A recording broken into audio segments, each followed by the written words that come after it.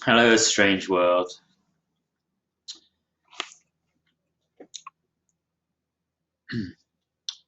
I'm Max Louis, and this is one of the new books I've released this year.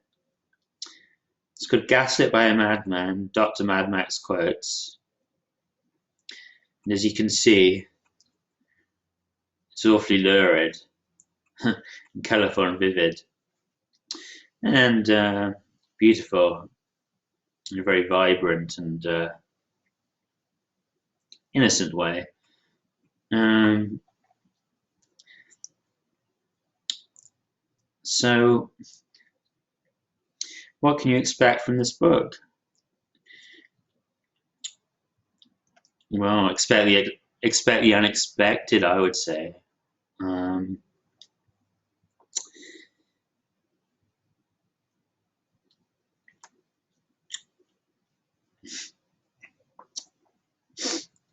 as you can see, there's Nietzsche on the front.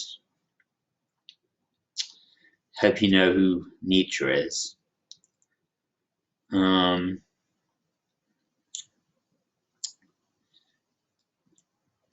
Because to me, he is the archetypal thinker, philosopher, who, insofar as I would aspire to be a philosopher, I would model myself on Nietzsche. And that means some fairly unorthodox and more literary approach to the subject. In short bursts of highly, poetic, vivid and literary, aphorisms, prose text, conveying, as he said himself, more in a few sentences than most writers do in a whole book, because he's more direct, more honest, and everything he writes is intended as like a lightning strike to stimulate real deep thought, honest thought, as opposed to being some kind of like ponderous and deeply woven and intimidating mosaic of technical jargon or mock profanities in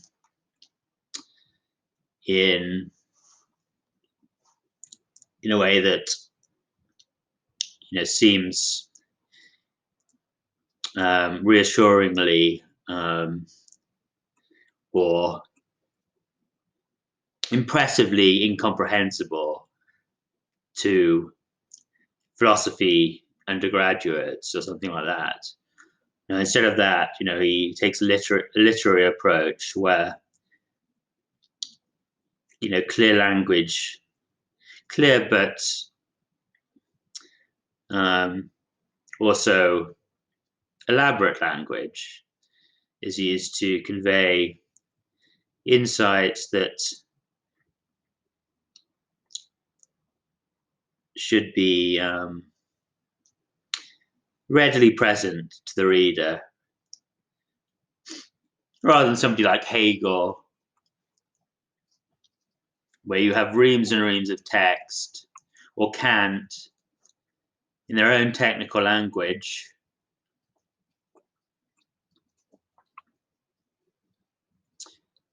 but usually, seemingly, to the self-respecting reader, saying very, very little, and expressing, very, very real, very little real intelligence, other than what, a dupe would read into them. So,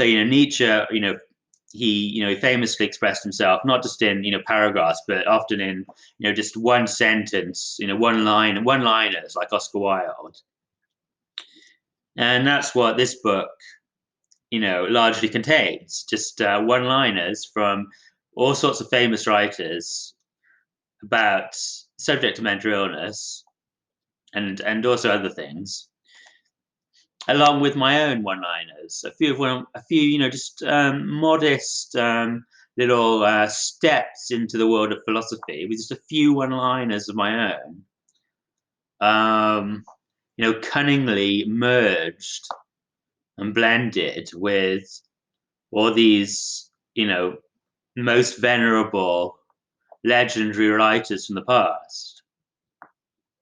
So hopefully you won't be able to tell the difference. That's the idea. Because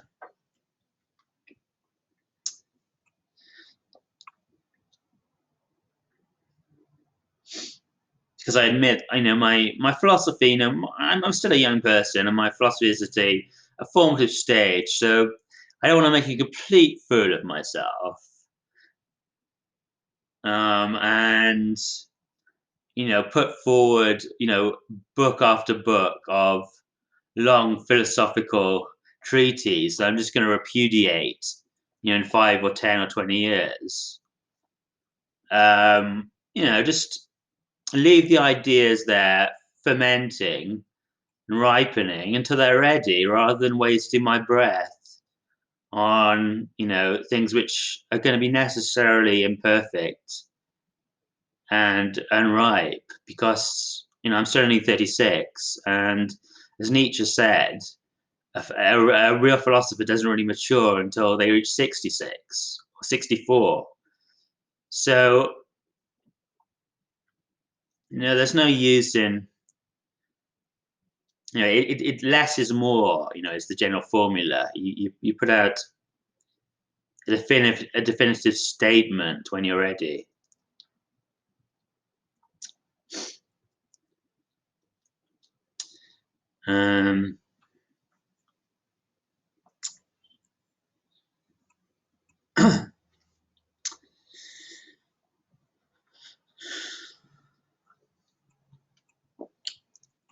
Of course, saying that I'm a complete hypocrite because I just released a 700-page book, a couple of weeks later, which is kind of my definitive statement so far. So, you have to take everything I say with a high degree of suspicion, because its aim, as I say, is to stimulate thoughts and to keep the reader wary in many ways. Not primarily about me, obviously, but if they're worried about me as well, that's part of the battle, won anyway. So the idea is to is to have suspicious readers, not, dupish, trusting children. Um,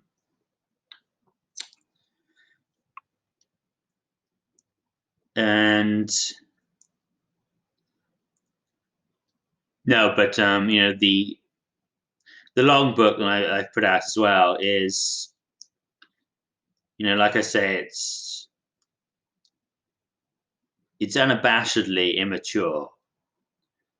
Um, so in keeping with what I'm saying, in a certain respect. But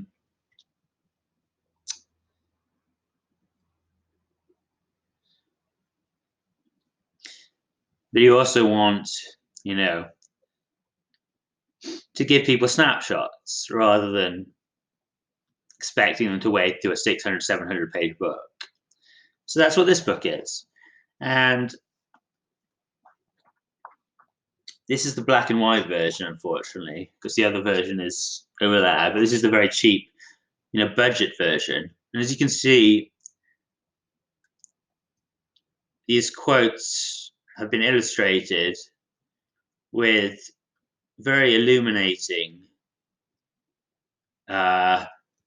pictures, which will bring them to life and stimulate, more thought in the reader,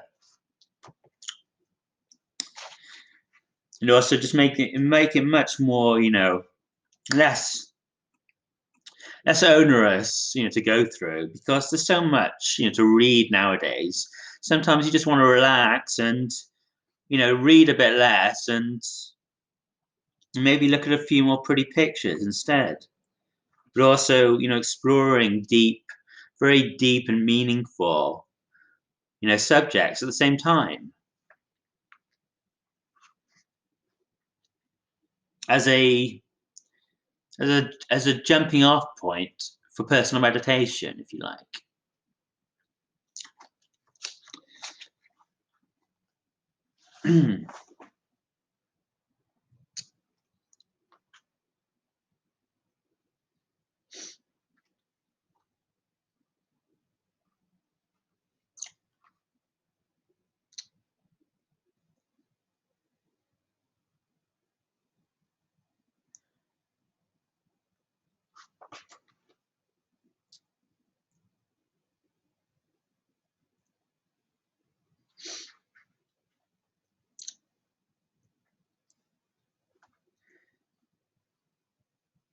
So, I mean, just as a brief introduction from myself, the author, my philosophy is a philosophy of madness, and it's a philosophy of embracing madness.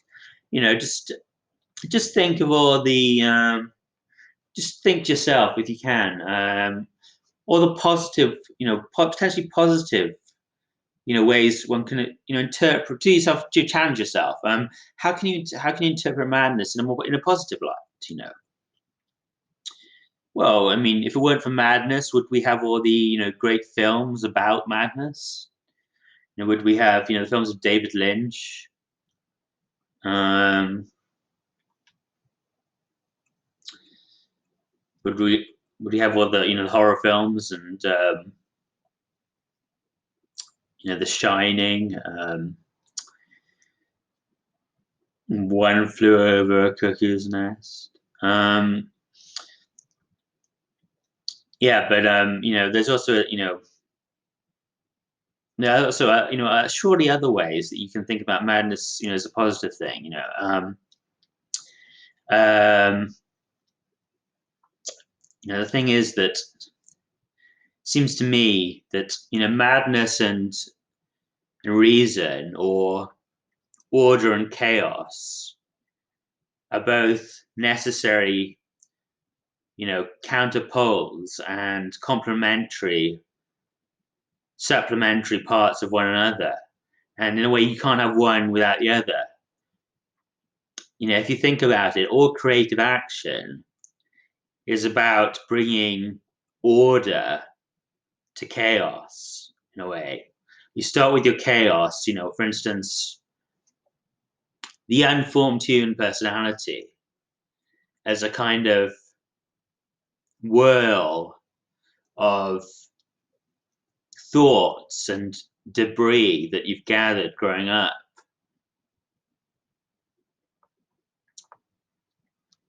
And that is the raw material for forming and forging, your personality and your goals in life. So that's the artistic project of self-creation. The idea of the Nietzschean Übermensch, if you like, if you need some kind of literary illusion. And it's the same in art, in actual art itself. The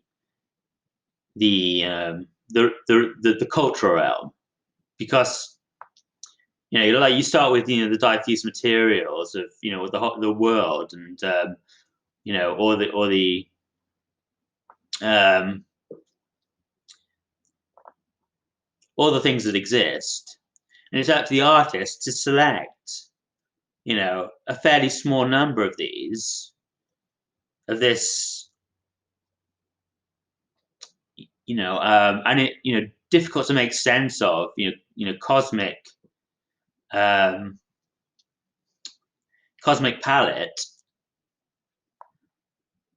and put them together in a way that creates a more limited harmony, in the work of art. But it's only possible and only emerges from the pre-existing chaos. If there was already perfect order to everything, the artist probably wouldn't have a job. He wouldn't have any realm for self-expression. And if you think about it, if everything was in perfect order, that would be quite robotic. It's only the uncertainty, the element of surprise and chaos, that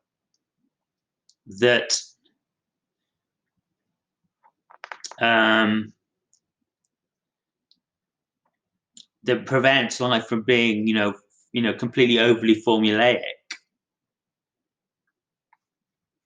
That's something that writers like Dostoevsky have commented.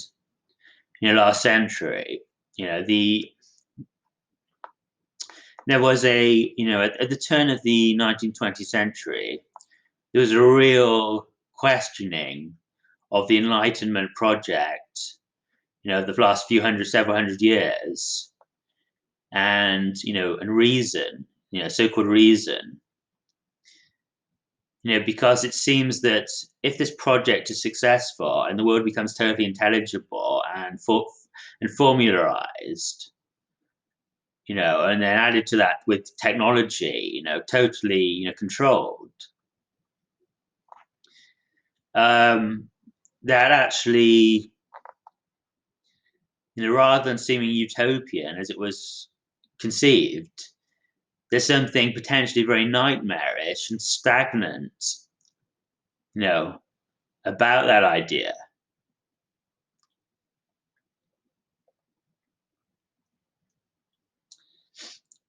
So,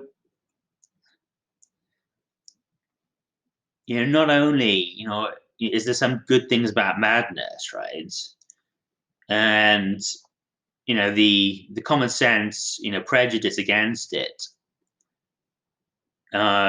is, let's say a little bit, naive and not too philosophical, there are bad things about madness as well, obviously, and particularly, madness as it manifests in a particular individual who then loses the ability to cope with life, or society. This is in many ways obviously tragic, but if you consider the fundamental, philosophical aspect of this, which is the fundamental ontological, nature and structure of the reality and existence itself, um, then you see if you really don't honor madness, and you don't, and you try to abolish madness entirely as a concept, you're almost literally destroying the world and destroying life itself, because madness and chaos, as I say, seems to be fundamentally, not just as a theory but in reality, simply the other side of the coin, to reason, and a necessary complement and prerequisite of all creative action and structure.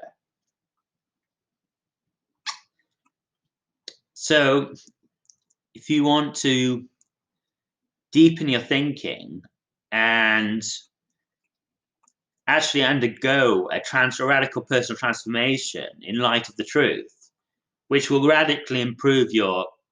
could potentially radically improve your satisfaction and fulfillment in life. Because this is what philosophy does.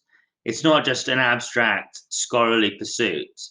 It's a vehicle for radical personal transformation.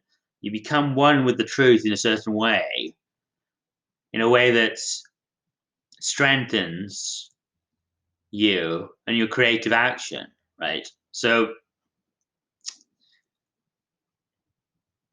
I put it to you that if you are trying to block out the chaos and the madness of life, or if you're at war with it in some way,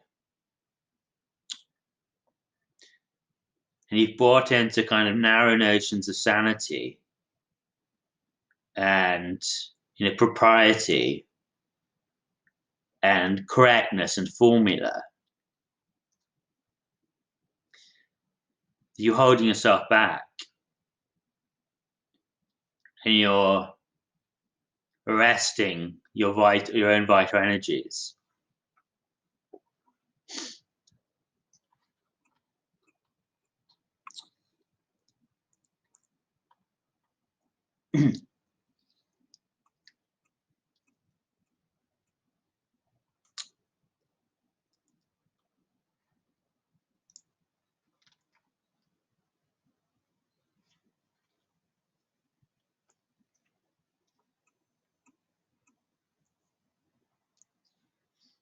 So it's the yin and the yang, madness and reason.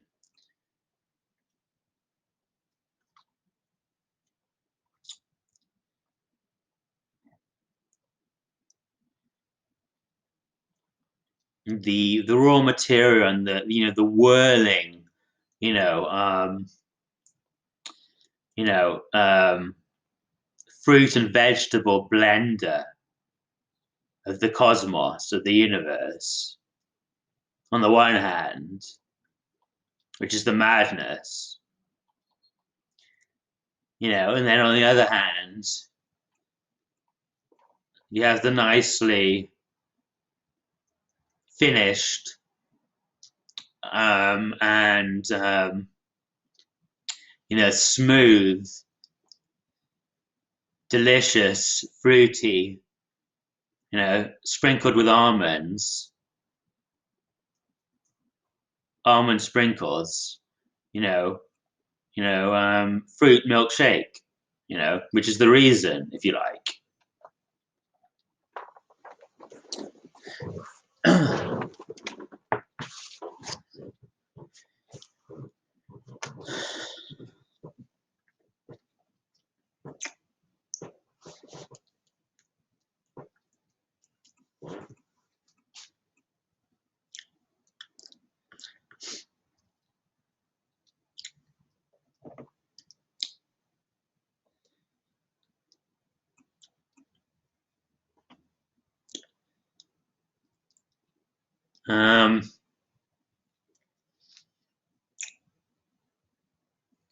But there's always a need for perpetual re-immersion, in the primordial chaos and the madness,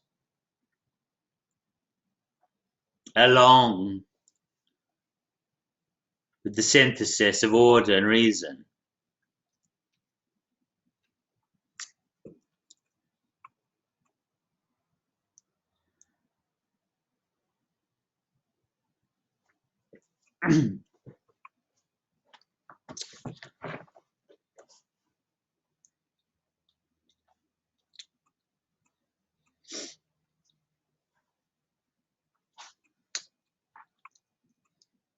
So that's, I would say it's partly a theory. And maybe slightly other ways of looking at it, which could potentially be, just as good.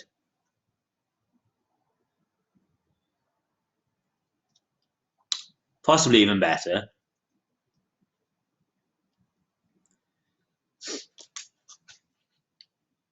But this one works very well for me.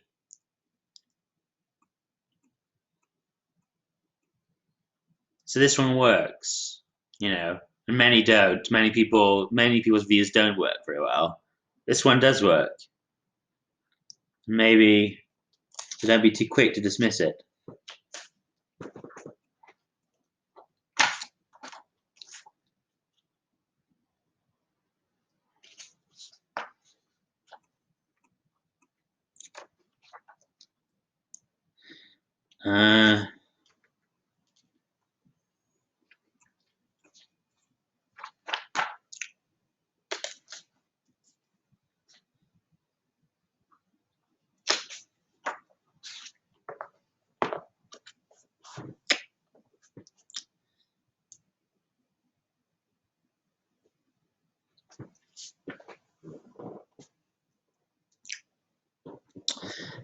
So, for me, philosophy should always be, playful, at its heart, because it's about, enjoyment and about experimenting with new thoughts and ideas. So, the more, playful and the more enjoyable, recreational, the less it's going to be actually disturbed and distorted by prejudice, by prejudice, and the more genuinely, curiosity and intellectually driven it's going to be. Because when you come to matters of social concern, or even intellectual concern, often people bring a lot of, Nietzschean bad digestion to the subjects. They have preset ideas which they're highly committed to, and their default position is irritation and anger basically towards those who question them. Because these people are, unfortunately, very, very tragically, to quote the Bible, or to quote, maybe Nietzsche, they are basically, fruit which has gone putrid, unfortunately. They're basically, rotten apples, unfortunately, or if not fundamentally rotten apples, in the sense there's no hope for them. They've let themselves, be dragged down into a state which is unworthy of them, where instead of, being loving and fair towards things, they react with hostility and impatience and are resistant to change, which is bred of secret despair about themselves generally and other people. Resistance to change is bred from despair.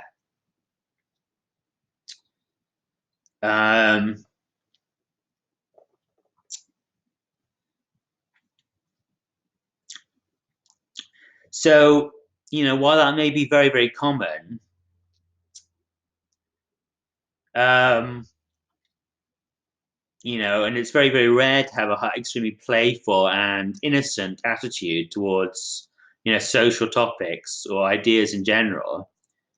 That doesn't mean that we should tolerate that and we should go along with the status quo and, reduce ourselves to this hypocritical show of seriousness. Because that is how they will justify it. They will say, "Oh, we're being serious about serious things, and oh, what your views are dangerous. They're immoral. You could give people bad ideas. Because they don't agree with what we think." That is how they'll justify themselves. We mustn't be intimidated by that. Instead, we must have the courage, of an innocent child at play, who looks with wonder and innocence at the world and the world of ideas, because he knows his fundamental attitude is, basically benevolent and um, simply stems from genuine curiosity or ignorance.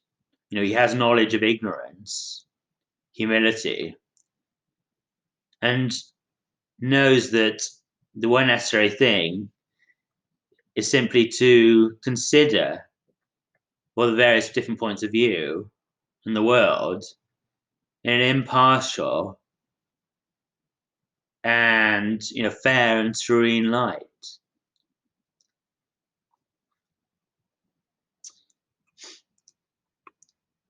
And this is the way to true success and true triumph in life. Um,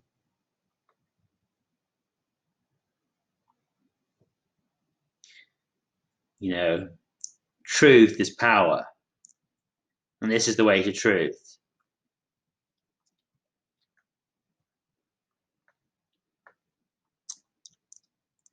Not prejudice and moral bullying.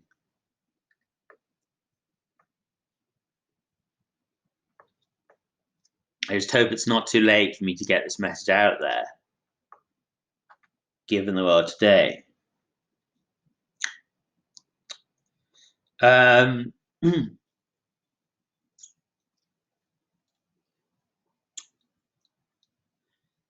so,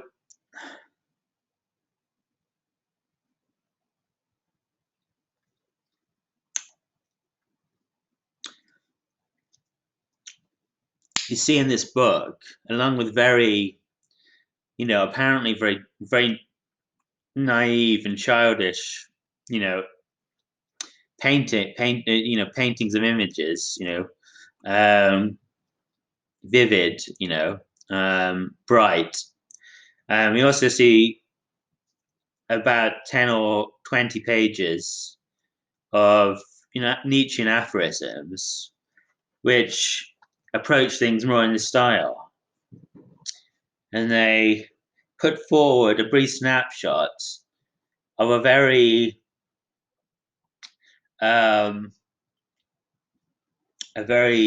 novel and light-hearted, so-called mad, philosophy on various, subjects, which I hope you would enjoy.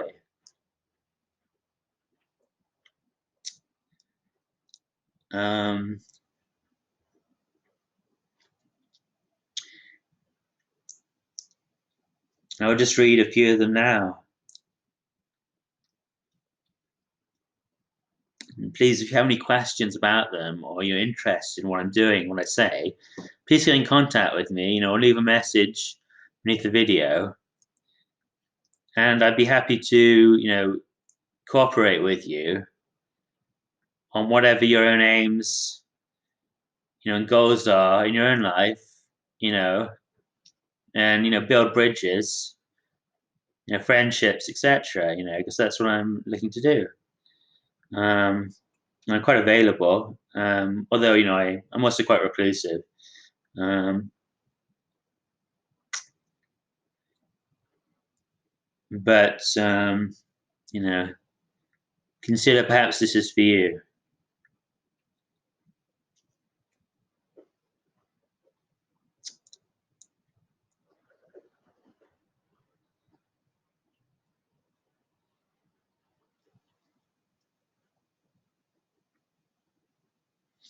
Because, as Nietzsche said, companions the creator seeks, and you know, a philosopher wants to give birth to other philosophers, and we need to stick together and really accept our identity as philosophers, and support one another, because philosophers are very, very endangered species generally in society. So I have a strong loyalty to my fellow, genuine philosophers, if there are any out there. And I do know one or two who I have enormous respect for. And if you don't feel inclined to this, to a somewhat similar attitude, you're probably not destined to be a philosopher. But maybe it's something you can develop and you understand more later. um, Grow into.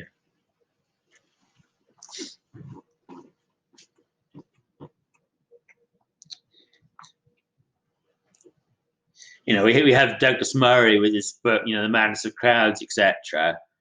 And if you're just going to be, want to be part of, this crowd, safety in numbers, tyranny of the majority, identity politics, modern leftism, modern politics, or even rightism, just modern politics in general. If that's what where your instincts take you, that is not. That's not what I'm doing, and that's not philosophy. Uh,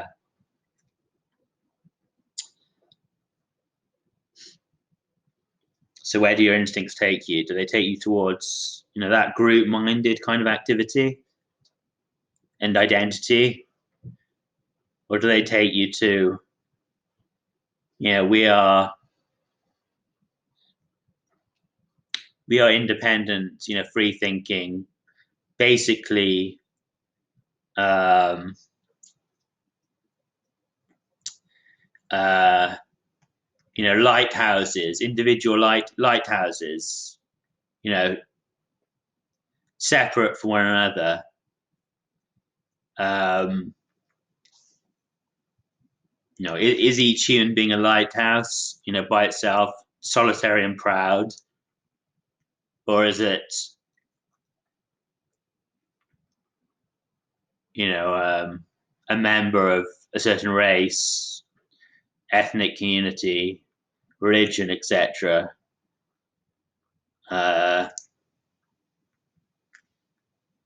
in which its own identity is, submerged? And does it defend its own views rationally, or does it defend its own, or does it defend the prejudices of its group? Um, through, intimidation, mob tactics? I suggest to you that you can't really do both.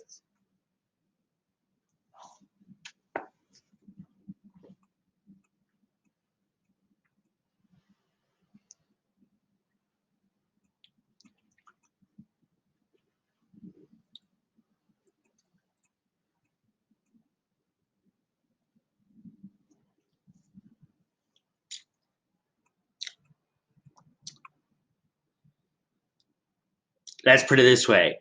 If you've ever said, you're a racist, or, you know, um, that's, phobic in, some kind of pejorative sense, I put it to you, you've already committed a mortal sin against philosophy. Well, not a mortal sin, but a serious sin. You've already committed a sin in your own heart and mind against philosophy. So you have to, time heals all wounds, and it's not a mortal sin, actually, but you have to begin to change your, attitude as you become more mature, and it, and eschew popular slander, and and mere vulgar popular critique, for true philosophical critique, where we explore things from the point of view of ideas, making a particular point of being um, particularly indulgent and tolerant and ironical and easy-minded, make a particular point about being those things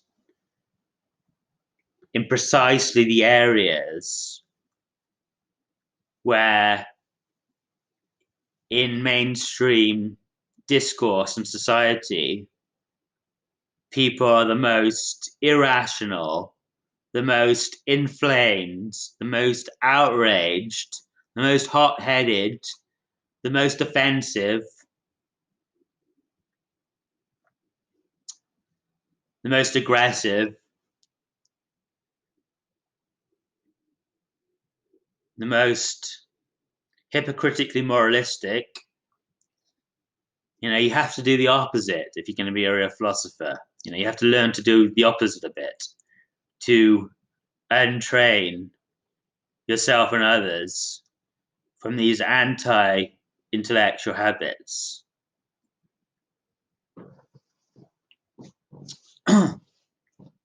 So it's just enough time now for me to, without preparation, for me to read a few of my own aphorisms. So Wittgenstein, Otto Weininger.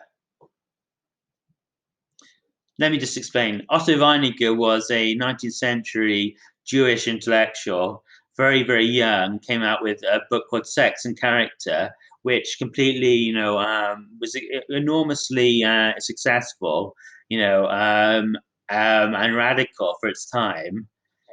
And, it was very, very anti-Semitic, and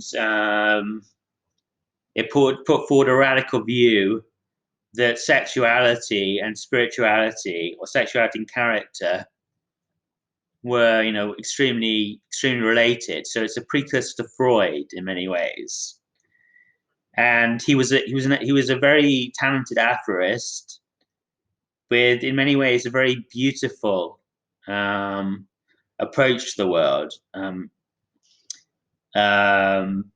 But also quite.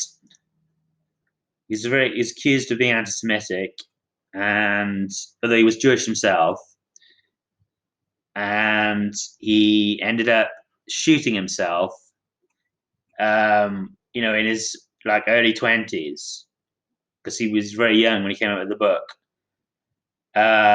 So he was extremely fanatical and radical character, mixed up, tormented individual, but a very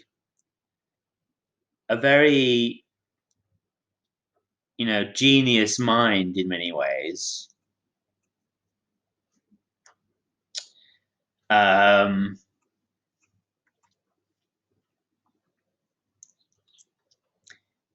which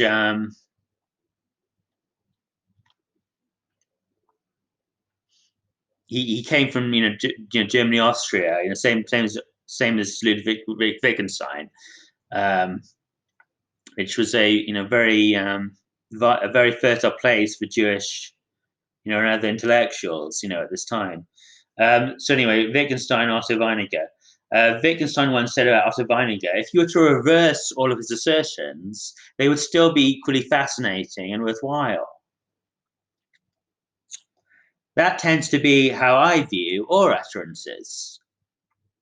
If only SJWs thought like this about all utterances. This is much closer to truth as aletheia, the Greek and Heideggerian notion, rather than strict propositional veracity. So yes, this is exactly in keeping with what I'm saying. It doesn't matter whether you say, this or that. It's how much light it throws on the subject. I'm not going to accuse you of being, anti, Malaysian if you say something against Malaysian culture. It's irrelevant, totally irrelevant. Just say something good or bad. I won't care either way. I'm just going to judge you on how interesting and how much light you throw on, to my mind. If you say, you know, if you put a not in front of any statement, it doesn't change what light it throws on the subject. You can always interpret it however you can take out the not afterwards. The reader can take out the not if he wants. And it's concatenation of nouns and verbs and adjectives. It's still going to say still going to convey exactly the same ideas to my mind. All you're gonna do is take out your petty show of allegiance one way or the other, which I couldn't care less about.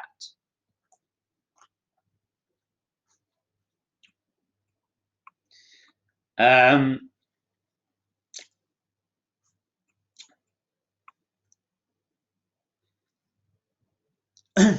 then the next one, if you believe in truth, you are delusional. Thus, as things became even more extreme, and relativism spread from values to truth itself, we increasingly began to see the crazed spectacle of professors of psychiatry scientifically labeling everyone who simply happens to have different beliefs from themselves as sick and delusional, meaning they have a fixed false belief. While their prestigious, highly rewarded colleagues in the humanities, philosophy, and literary studies department loudly proclaim there is no truth, only interpretations, the Nietzschean mantra. No doubt, somewhere or other, the two doctrines have been combined and solidified in the very same individuals, such that if you still believe in truth, you are delusional, i.e., you have a fixed false belief and require urgent treatment. Pretty deranged, eh? So, this is the logical, amalgamation and outcome, logical outcome of modern ideas which already exist. You have on the one hand some people saying that people are delusional and psychotic and schizophrenic for having false beliefs, and on the other hand you have vast swathes of the intelligentsia insisting with Nietzsche that there's no such thing as truth. So this is how fragmented our culture is, or our intellectual culture is, or how contradictory and self-serving it is. And you try to create logic, out of it, and let it reach its natural synthesis, this is what you would get. You declare there's such a thing as truth. You're delusional. You need treatment because your belief's false. So there's only false in a way. In a way that becomes only false beliefs and no true beliefs. If you like to look at it that way.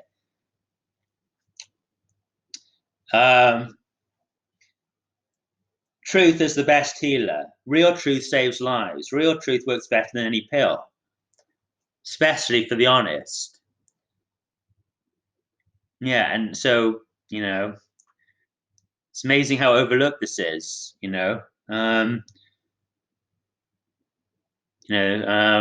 Nietzsche says, illusions are necessary. Truth is dangerous, poisonous, which has so much truth to it.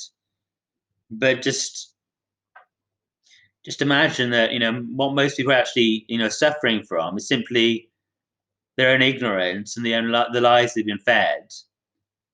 People still have a conscience. Do they need medication? Do they need a pill? No, all they need is actually a little honesty and a bit of philosophy to make sense of their world, so they can know the instruction manual to life a little bit, rather than just going around like a headless chicken in the dark. Makes sense, doesn't it? If you want to drive to Basingstoke, you need to know the map and how to get there. It's your knowledge and your truth that is most healing, most relevant, most useful. You can't take Prozac and it will magically get you to London. Um,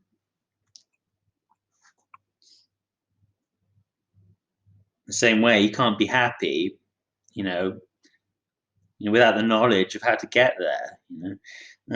Or just knowledge in general, just truth in general, because there's nothing more insufferable and poisonous to somebody who loves truth and saturation in people keeping the wool over their eyes.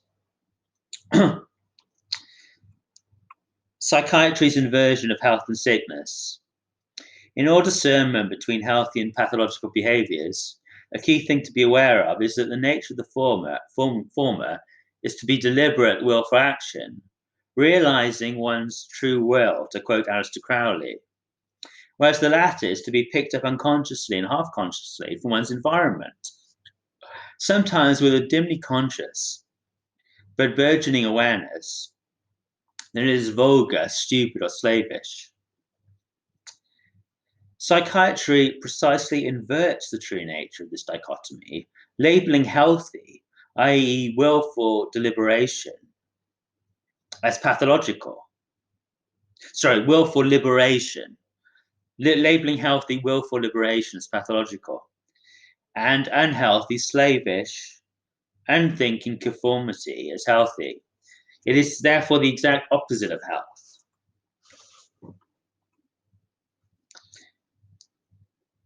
As Al-Farabi, the great medieval Islamist thinker and philosopher, said, its sickness is for its traits and the traits of its parts to be traits by which the soul does not do its actions that come about by means of its body or its parts. It does them in a more diminished manner than it ought, or not as was its wont to do them. So if you think about that, it's saying exactly the same thing as Aleister Crowley. Its sickness is doing things not as it is wont to do them, not as it wants to do them, not as its soul intends. So this is real. This is what sickness is, and health is obviously the opposite. And yet, psychiatry, in its actual practices, goes by the opposite rule. It rides roughshod and ignores the individual will and desire, and instead tries to submit them to exterior rules which it itself sets, psychiatry. Hope I have time for one more here, and I should have made a bit more time to read more of these. Love is mental illness. Is love a form of mental illness? Undoubtedly, with these white-coated snake oil salesmen in charge, it is highly liable to become one.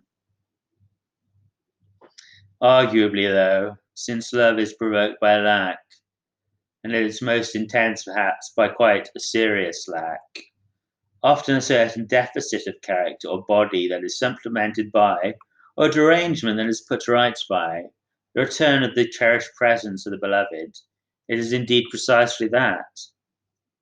Men and women need each other to produce offspring, as well as complementing one another in many, many other ways, often depending on personal history. For instance, a woman may look to a man for guidance, protection, provision, or a sense of status in public society, whereas the man may look to a woman as a haven of kindness, delicacy, and warmth in a perpetually harsh and war-struck world. A truly self-sufficient being, such as Democritus, is gods in The Nature of Things, so he argues, wouldn't feel love. They would feel only joy. Even desire to benefit others presupposes an emotional need to do so. The reason this is hard to understand is because all living things, as we know them, exist in dynamic interaction with their environment, of which love is usually seen as relatively preferable component and inseparable prelude or companion to joy. Love is not merely a lack, but also the natural way in which we genuinely identify a lack and begin to lean and work our way towards filling its void in the most self-conscious, winsome attitude. Therefore, if love really is an illness, it seems one can say it is one of the most healthy forms of illness.